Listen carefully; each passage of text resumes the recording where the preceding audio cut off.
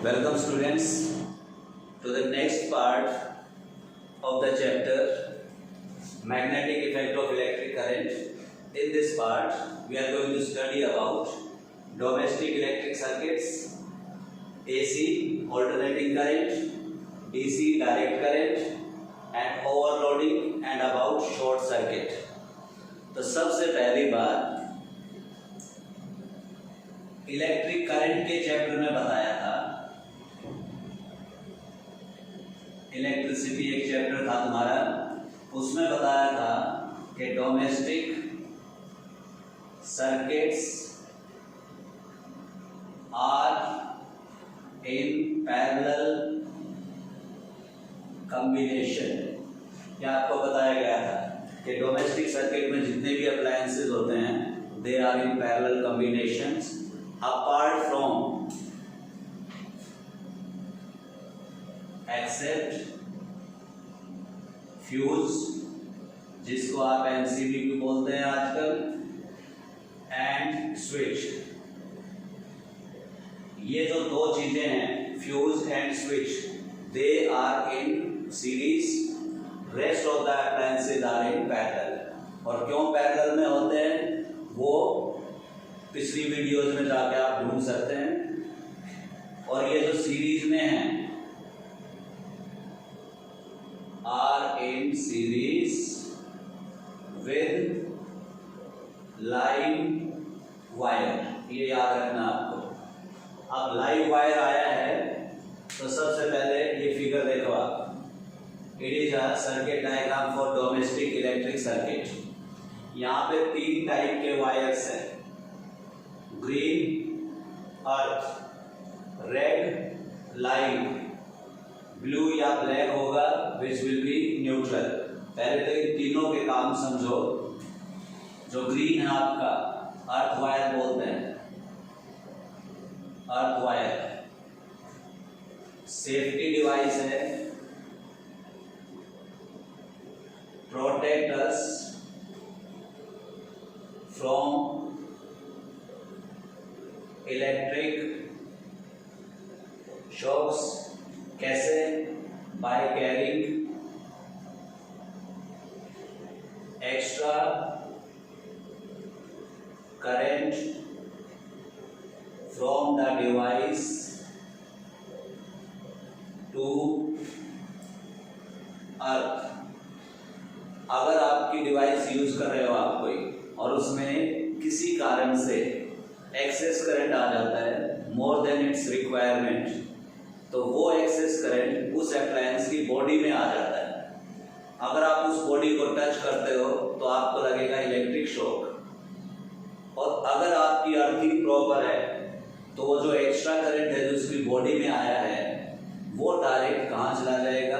अर्थ में, and you will be protected from electric shock. तो earth wire is a must. उसके बाद जो रेड है आपका लाइव वायर, ये कैरी करंट, करंट को कैरी करने के लिए होता है लाइव वायर। और इसी के अंदर फ्यूज या स्विच लगेंगे क्योंकि इन दोनों का काम to cut the supply of current. और करंट किस में है? लाइव वायर में। इसलिए लाइव वायर में ही सर्किट ब्रेक होना चाहिए so that current does not go to the other appliances. तो इसलिए फ्यूज और स्विच सीरीज में होंगे विद लाइव वायर। और जो थर्ड आपका न्यूट्रल,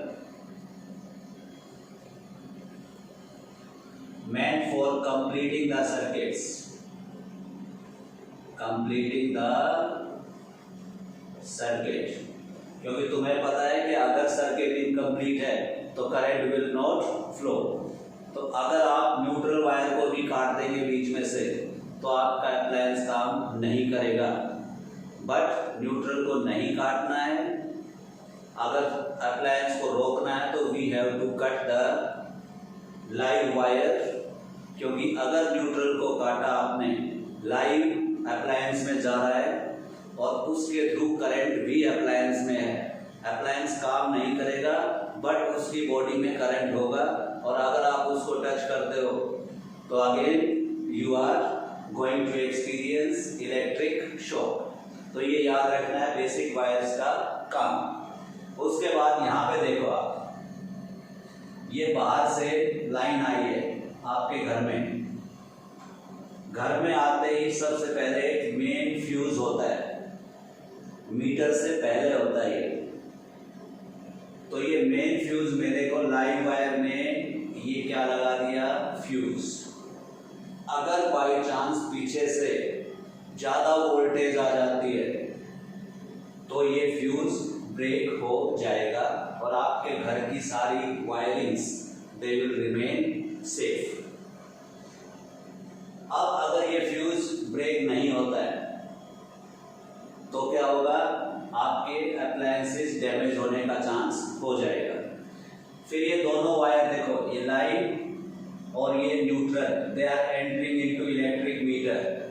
अब इलेक्ट्रिक मीटर क्या करेगा आपका, will calculate the energy used by you in kWh, commercial unit of electrical energy consumed. उसमें आपकी ये रीडिंग्स लेगा। उसके बाद फिर ये वायर दोबारा निकले यहाँ से, ये पहुंच के मेन डिस्ट्रीब्यूशन बॉक्स में। आपके घरों में ढेर सारी एमसीबी लगी होंगी, that is called distribution box. वहां से हर रूम के लिए अलग अलग एमसीबी होती है, अलग अलग अप्लायंसेस के लिए। जैसे आपका एसी चल रहा है या गीजर है तो उनके लिए भी अलग एमसीबी होगी। तो ये डिस्ट्रीब्यूशन बॉक्स बोलते हैं। यहाँ पे मैंने सिर्फ दो दिखाए हैं आपको कि दो एमसीबी या दो फ्यूज आई एम यूजिंग। तो दोनों देखो, ये लाइव वायर था आपका वायर, इसी में दोनों फ्यूज कनेक्टेड है। तो फ्यूज हमेशा लाइव में याद रखना। न्यूट्रल फिर ऐसे ही चला गया सीधा। उसके बाद फिर मैं एक लाइन लेके चलता हूँ, एक वायर, ये वायर चला दूसरे रूम में पहुंचा। वहां पे ऐसा तुमने 3 पिन प्लग देखा होगा, उस 3 पिन प्लग में पहुंचता है। जो लाइव है वो एक जो आपका कनेक्शन होता है उसमें 3 होल होते हैं, 3 पिन प्लग। एक मोटी वाली पिन का होता है, 2 बराबर पिन्स होती हैं। तो एक जो बराबर वाली छोटी पिन है उसमें लाइव वायर कनेक्ट हो गया, दूसरी तरफ से कौन सा कनेक्ट हो गया, न्यूट्रल। और जो तीसरा है मोटे वाली पिन, ये कनेक्ट हुआ देखो, क्रॉस किया वायर विदाउट टचिंग, और ये कहाँ चला गया, अर्थ पे। अब फिर आगे चलते हैं इसको। 100 के नोट दिखाया मैंने आपको just to make it clear. यहाँ पे भी एक पिन पे लाइव वायर और दूसरी पिन पे न्यूट्रल वायर, और जो मोटी वाली पिन है वो किसके साथ कनेक्ट है, अर्थ वायर के साथ। So this is the basic layout for domestic electric circuit in your houses. अब एक तो तुमने देख लिया अर्थ वायर का यूज। अब फ्यूज का और एक बात समझ लो, फ्यूज क्या काम करता है। चैप्टर इलेक्ट्रिसिटी में ही बताया था आपको, fuse works on heating effect of current,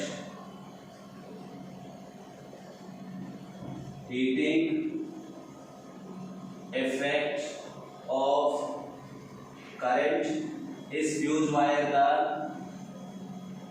high resistance होता है एंड लो मेल्टिंग पॉइंट होता है। Due to high resistance more heat will be produced and due to low melting point it will melt quickly, और melt होते ही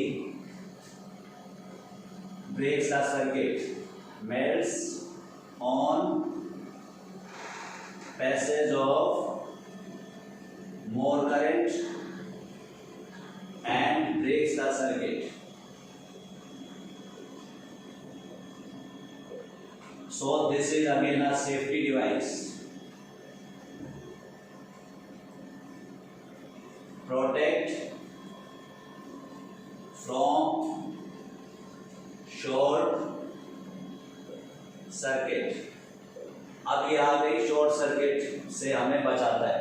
अब ये short circuit क्या होता है? सर्किट का छोटा हो जाना। जैसे आपके ये वाला एक 3 पिन प्लग है,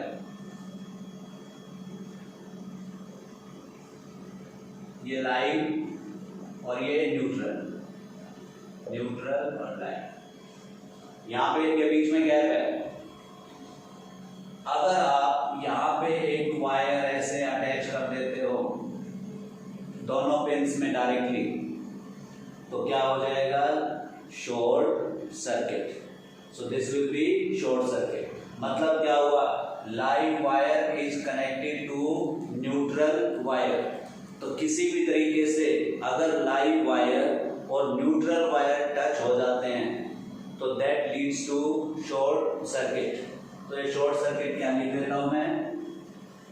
short circuit when live wire comes in contact with neutral wire।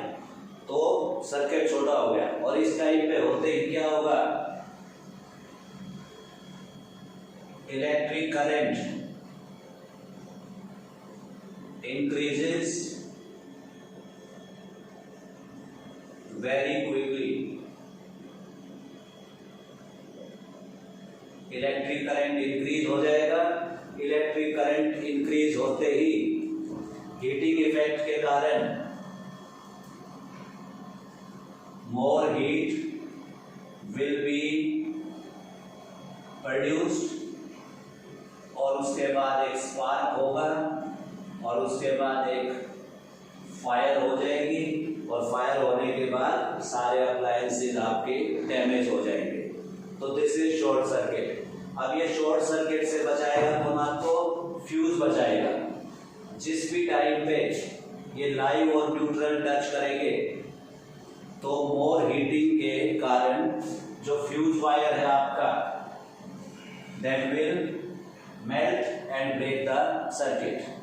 तो आपके घर की लाइट चली जाएगी, आपके उस रूम की लाइट चली जाएगी क्योंकि उस रूम का एमसीबी गिर जाएगा या फ्यूज वायर मेल्ट हो जाएगा। तो ये शॉर्ट सर्किट होने के क्या क्या चांस हो सकते हैं, कैसे कैसे हो सकता है? पहला देखो, ओवर लोडिंग और दूसरा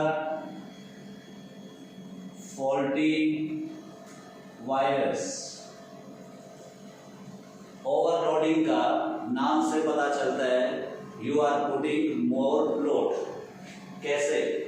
ये आपका एक 3 पिन प्लग है, इसमें आपने ढेर सारे अप्लायंसेस कनेक्ट कर दिए, मल्टी पिन होल्डर लगा के कई सारे अप्लायंसेस इसमें कनेक्ट कर दिए। नॉर्मली हम करते भी हैं, इसी में हमने कंप्यूटर का घुसा दिया, इसी में प्रिंटर का घुसा दिया, एक जगह पे सब लगा देते हैं हम। तो वो क्या होता है? Basically overloading. Overloading means taking out more current than the capacity of circuit. क्या समझे? सर्किट की जितनी कैपेसिटी होती है उससे ज्यादा करंट ड्रॉ करना, दैट इज कॉल्ड ओवरलोडिंग। और कैसे होता है?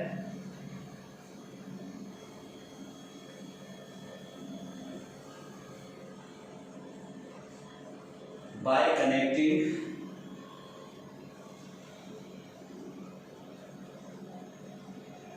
number of appliances to a single socket। एक सॉकेट में ढेर सारे अप्लायंस लगा देंगे तो that will lead to overloading.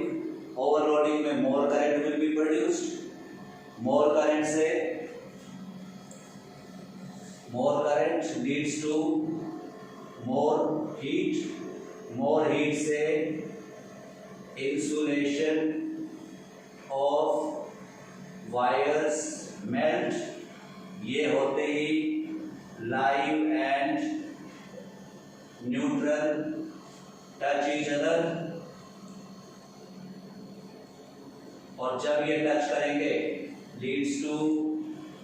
Short circuit, और उसके बाद फायर हो सकती है अगर आपके फ्यूज प्रॉपर नहीं है। जितनी भी शॉर्ट सर्किट के कारण फायर्स होती हैं वो होता है ड्यू टू इम्प्रॉपर एमसीबी या ड्यू टू इम्प्रॉपर फ्यूज। कई बार हम जानबूझ के ज़्यादा कैपेसिटी का फ्यूज लगा देते हैं ताकि हमारे अप्लायंसेस काम करना ना छोड़ें, but that is highly dangerous. जितनी भी तुम शॉर्ट सर्किट की आग देखते हो, सुनी होगी तुमने, that is due to faulty fuse और ड्यू टू फॉल्टी एमसीबी। उसके बाद वायर आपके पुराने हो गए, ओल्ड वायर्स। ओल्ड वायर्स में क्या होगा, जो प्लास्टिक कवरिंग है, इंसुलेशन बोलते हैं, वो क्रैक हो जाती है, और क्रैक होने के बाद light and neutral can touch each other, और ये होते ही अगेन शॉर्ट सर्किट। तो शॉर्ट सर्किट का जितनी भी डैमेज है वो आपको कौन बचा सकता है, सिर्फ फ्यूज। इसलिए हमेशा प्रॉपर रेटिंग का फ्यूज आपको यूज करना चाहिए। और फ्यूज की रेटिंग निकालने के लिए चैप्टर इलेक्ट्रिसिटी में हमने पढ़ा था, आप उन वीडियोज में जाके देख सकते हैं। उसके बाद बात करते हैं एसी और डीसी की। ये वाला पोर्शन मैं रब कर देता हूं सारा।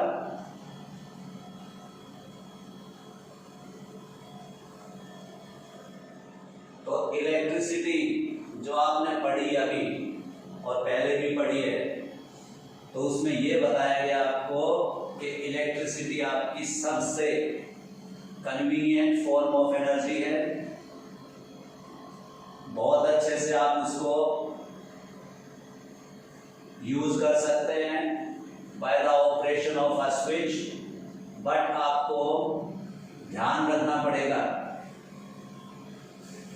You have to take care while using electricity. जितनी ये अच्छी है, कन्वीनियंट है, इको फ्रेंडली है, उतनी ही डेंजरस हो सकती है अगर आप इसकी हैंडलिंग प्रॉपर नहीं करेंगे। तो इसलिए आपके वायर्स, आपकी वायरिंग, आपके फ्यूज, आपके स्विचेस, वो आपके प्रॉपर रहने चाहिए। And you should also have the sense of using those articles. एक सॉकेट में ढेर सारे यूज नहीं करने होते हैं।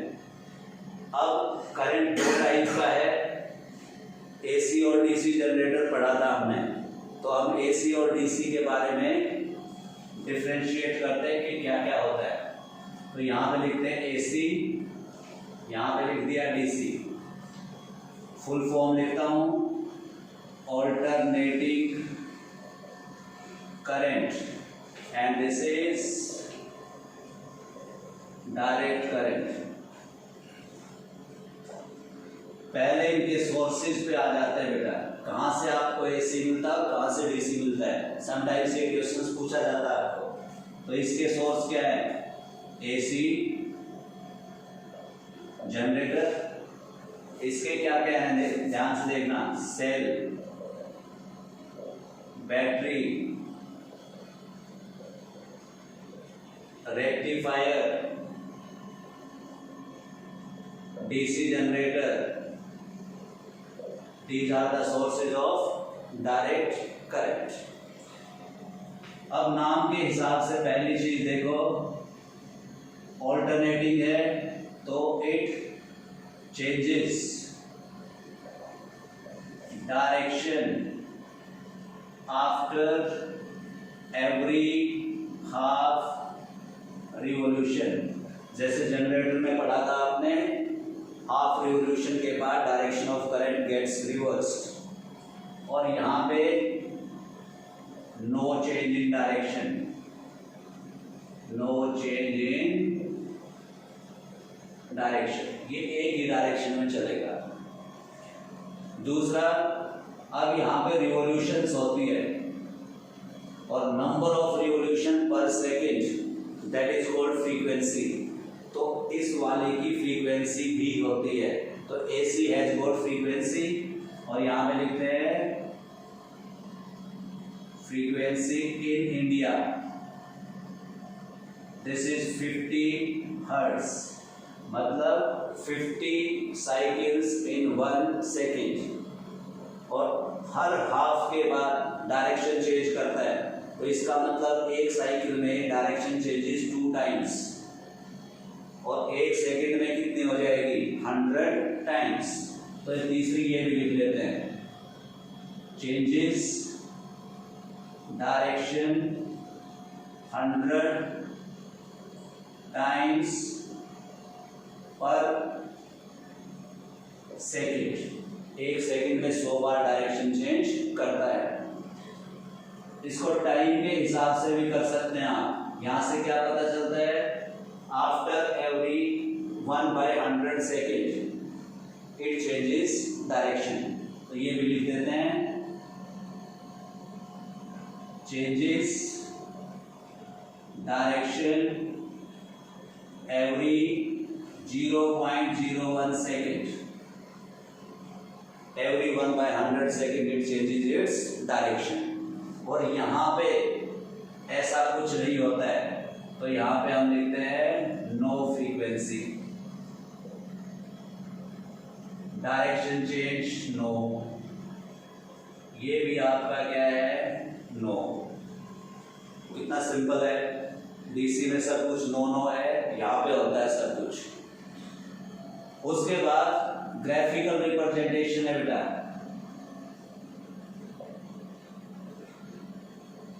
जो AC का ग्राफ बनता है आपका वो ट्रांसवर्स वेव जैसा होता है।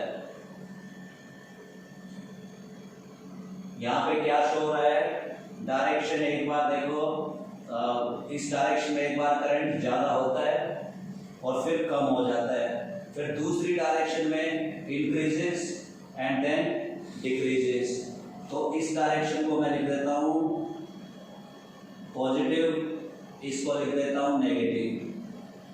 और ये एरो क्या शो करता है, करंट इंक्रीज। तो इस लाइन के ऊपर का डायरेक्शन अलग है और नीचे वाला डायरेक्शन अलग है। तो ये इसकी मैक्सिमम वैल्यू रीच करता है यहाँ पे ये इसकी मैक्सिमम वैल्यू है। So this is graphical representation of AC current. अब DC में 2 टाइप का ग्राफ बनता है बेटा,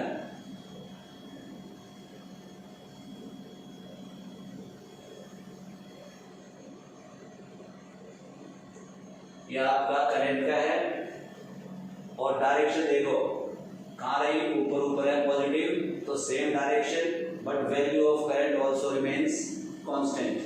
तो इसको हम लिख सकते हैं कांस्टेंट DC।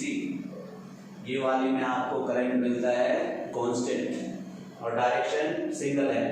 दूसरा देखो ध्यान से, ऐसे भी बना सकते हैं आप इसको, ये आपका I है,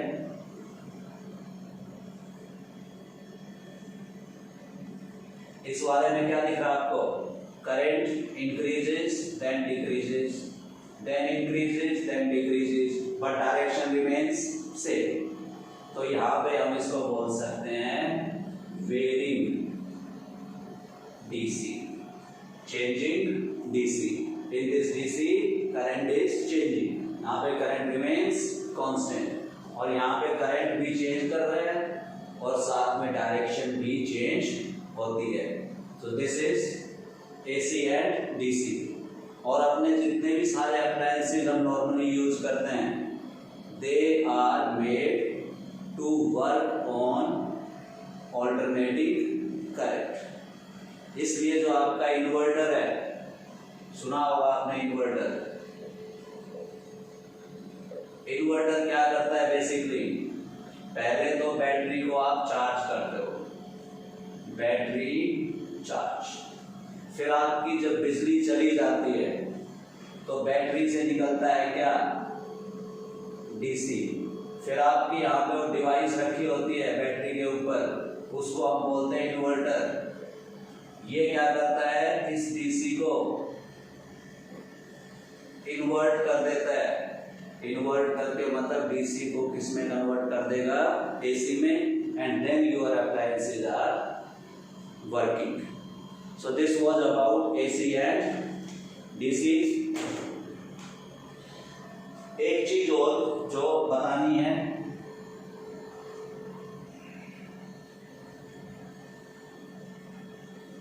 जो एसी है आपकी, इसकी वोल्टेज को आप इंक्रीज और डिक्रीज कर सकते हो। डीसी की वोल्टेज को आप इंक्रीज या डिक्रीज नहीं कर सकते,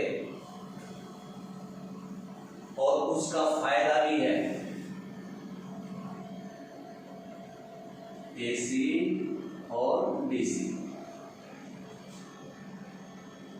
voltage can be increased by step up transformer and can be decreased by step down transformer। और यहाँ पे बड़े वाला नो, मतलब ये काम इसमें नहीं कर सकते आप। ये करने से क्या फायदा होता है, when you increase the voltage, transmission, in transmission energy loss is minimized। ज्यादा वोल्टेज बढ़ने से एनर्जी लॉस मिनिमाइज हो जाती है।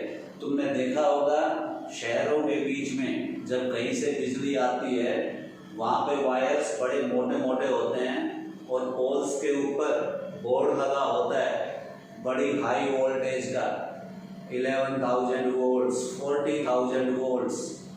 और जब वो घर में आती है बिजली, वही क्या बन जाती है, 220 वोल्ट।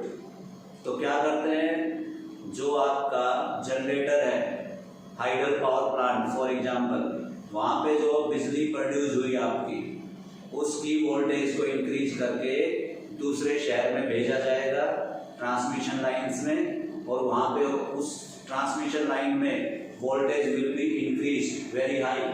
तो जो आपका पावर प्लांट है वहाँ पे यूज होगा स्टेप अप ट्रांसफॉर्मर, वो इंक्रीज कर देगा।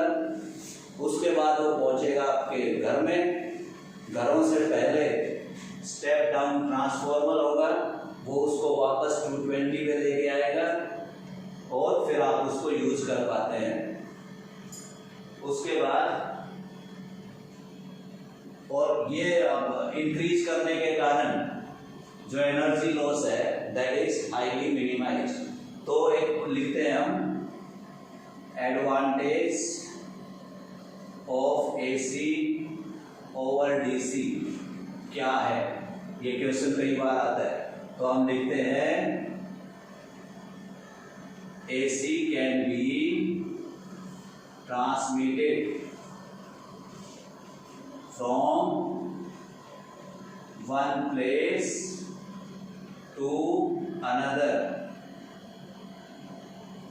Without much loss of electrical energy. Much loss है बेटा, ये नहीं हो सकता कि एनर्जी लॉस को आप जीरो कर दें, ठीक है, without much loss of electrical energy. So this is advantage of AC over DC, and this was all about this chapter, magnetic effect of electric current, जिसमें आपने कंडक्टर्स पढ़े, उनके मैग्नेटिक फील्ड्स पढ़े, electromagnetic induction, generator, electric motor, AC and DC. Hope you have understood this. एक चीज और मैं बताता हूं तुम्हें, एक और याद आई मेरे को अभी, जो एसी है आपकी, that is more dangerous AC is more dangerous। मतलब अगर आपको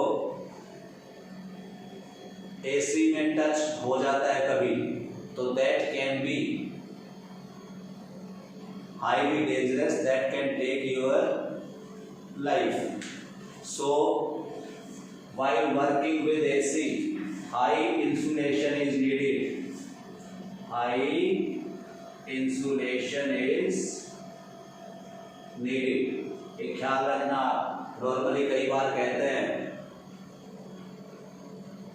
ये कहते हैं कि डीसी ज्यादा खतरनाक है क्योंकि वो डायरेक्शन चेंज नहीं करती, एसी डायरेक्शन चेंज करती है। तो लोगों के दिमाग में आता है कि वो उसका डायरेक्शन चेंज करते टाइम पर्सन को छोड़ सकती है, जरूरी नहीं है। तो वो चिपका के मामला फिनिश। सो इंसुलेशन प्रॉपर रखनी चाहिए। दूसरी चीज एक और है बेटा, एसी प्रोडक्शन ही क्यों होता है? सारे के सारे जो पावर प्लांट्स हैं वो एसी ही क्यों प्रोड्यूस करते हैं, डीसी क्यों नहीं? क्योंकि AC production is cost effective, मतलब कम खर्चे में एसी प्रोड्यूस करते हैं एज कंपेयर टू डीसी। और कोई भी एनर्जी फॉर्म हम यूज करते हैं so that should be economical and easy to use, economical and convenient। Hope you have understood about this electricity and magnetic effect of current। Thank you very much।